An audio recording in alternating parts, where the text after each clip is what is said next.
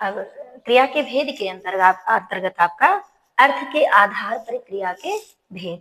तो अर्थ के आधार पर आपकी क्रिया के मैंने बताया था 2 भेद होते हैं। कितने भेद? 2 भेद होते हैं। पहला आपका क्या है? क्रियार्थक संज्ञा और दूसरी है आपकी प्रेरणार्थक क्रिया। तो देखेंगे आप क्रियार्थक संज्ञा, जैसे जब कोई क्रिया संज्ञा के स्थान पर आकर संज्ञा का कार्य करे तो वहां क्या होती है? क्रियार्थक संज्ञा होती है। यानी देखिए, आप देख सकते हैं क्रिया के अर्थ को लिए हुए, यानी जहां क्रिया क्या करती है वो बता रहे हैं कि संज्ञा का रोल अदा करती है, यानी संज्ञा क्या कार्य करती है? संज्ञा का रोल अदा करती है, वही आपकी होती है क्रियार्थक संज्ञा।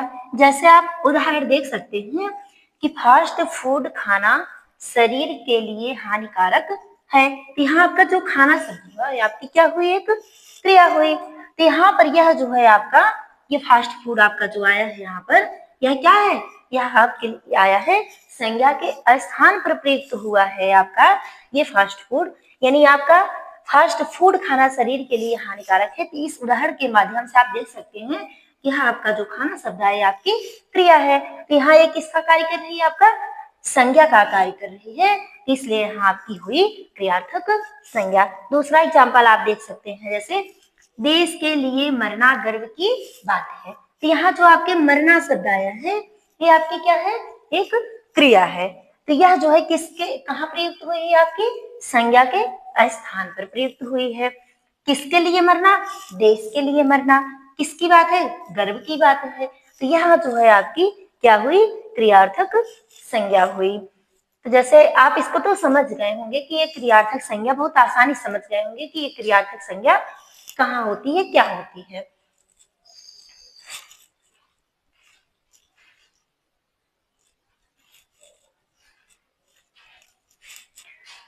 ये अर्थ के आधार पर क्रिया के हमने आपको 2 भेद बताया था। क्या? एक क्रियार्थक संज्ञा और दूसरी है आपकी प्रेरणार्थक क्रिया। तो पहले हम देखेंगे क्रियार्थक संज्ञा। क्रियार्थक यानी क्रिया के अर्थ को लिए हुए संज्ञा, यानी जहां पर क्रिया जो है वो संज्ञा का रोल अदा करे, यानी संज्ञा की भांति प्रयोग में आए, तो वहां आपकी क्रियार्थक संज्ञा होती है। जैसे परिभाषा आप देखिए कि जब कोई क्रिया संज्ञा के स्थान पर आकर संज्ञा का कार्य करे तो वहां आपकी होती है क्रियार्थक संज्ञा। जैसे आप उदाहरण देख सकते हैं कि फास्ट फूड खाना शरीर के लिए हानिकारक है। तो यहाँ जो आपका खाना आया है शब्द, ये आपकी क्या हुई? ये क्रिया है। तो ये जो है आपकी संज्ञा के स्थान पर आकर के जो है यह यानी संज्ञा की भांति यह कार्य कर रही है, यानी खाने का जो कार्य यहाँ हो रहा है यह संज्ञा के भांति इसका कार्य प्रयोग हो रहा है।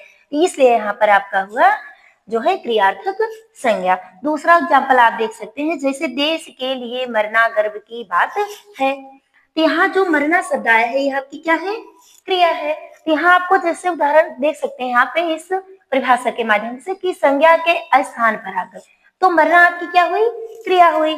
तो इसलिए यह आपकी मरना और खाना ये दोनों आपकी क्या हुई?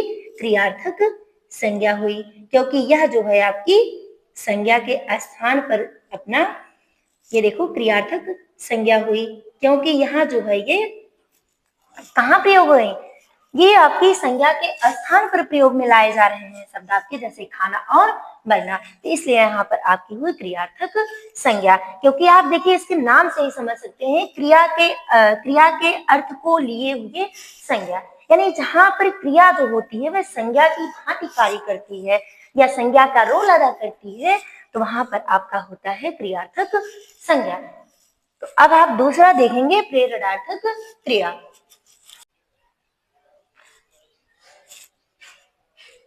देखेंगे दूसरी आपकी क्या हुई? प्रेरणार्थक क्रिया।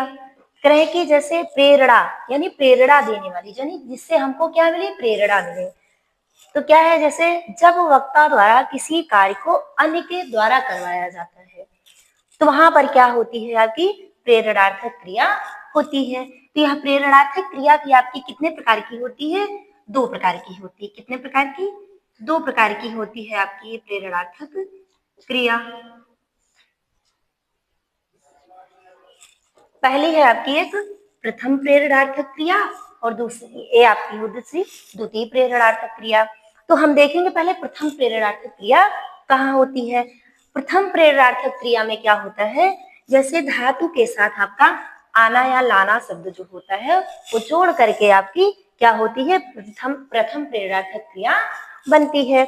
जैसे कृष्ण मधुर बांसुरी बजाना, यहाँ कोई एक व्यक्ति है जो कृष्ण से कह रहा है कि कृष्ण मधुर बांसुरी बजाना। यहाँ यानी वो व्यक्ति जो है कृष्ण को प्रेरणा दे रहा है कि हे कृष्ण तुम क्या करना, मधुर बांसुरी बजाना। यहाँ आपकी बज क्या हो गई है, ये आपकी बज धातु हो गई और आना शब्द जोड़ करके यहाँ पर आपका बना है बजाना।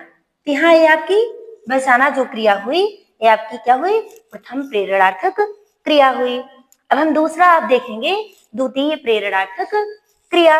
हमने एक ही शब्द को एक ही वाक्य को लिया है ताकि आपके समझ में अच्छे से आ जाए कि हाँ प्रथम प्रेरणार्थक क्रिया क्या होती है और द्वितीय प्रेरणार्थक क्रिया क्या होती है।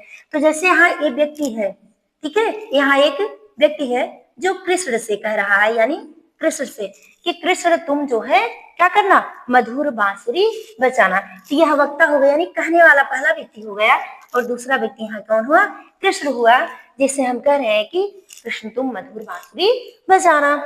दूसरा देखिए आप द्वितीय प्रेरणार्थक क्रिया, इसमें क्या होता है, धातु के साथ वाना शब्द जोड़ करके जो है वाना प्रत्यय को जोड़ करके हम क्या करते हैं कि द्वितीय प्रेरणार्थक क्रिया को जो है देखते हैं। जैसे राधा कृष्ण से मधुर बांसुरी बजवाना, यहाँ एक व्यक्ति है जो कह रहा है किससे, राधा से, क्या कह रहा है कि कृष्ण से मधुर बांसुरी बजवाना। यहाँ एक व्यक्ति है आपका, दूसरा व्यक्ति कौन हुआ, राधा हुई आपकी, और तीसरा व्यक्ति, हाँ मतलब वह व्यक्ति किससे कह रहा है, राधा से। तो राधा आपकी यहाँ एक प्रेरणार्थक क्रिया हो गई। दूसरा आपका क्या हुआ, कृष्ण से मधुर बांसुरी बजवाना। दूसरा यहाँ का एक, दूसरा यहाँ आपका क्या हुआ कि मधुर बांसुरी बजवाना। यहाँ आपका तीसरा व्यक्ति कौन हुआ, ये आपका कृष्ण हो गया, यानी ये कहने वाला हो गया, ये आपकी राधा हो गई और ये आपके कृष्ण हो गए। यहाँ पर आपकी दो क्रियाएं हुई, दो प्रेरणार्थक क्रियाएं हुई, इसलिए यहाँ पर आपका हुआ द्वितीय प्रेरणार्थक क्रिया। तो आप इसको अच्छे समझ गए होंगे कि आपकी प्रथम प्रेरणार्थक क्रिया क्या है और द्वितीय प्रेरणार्थक क्रिया क्या है।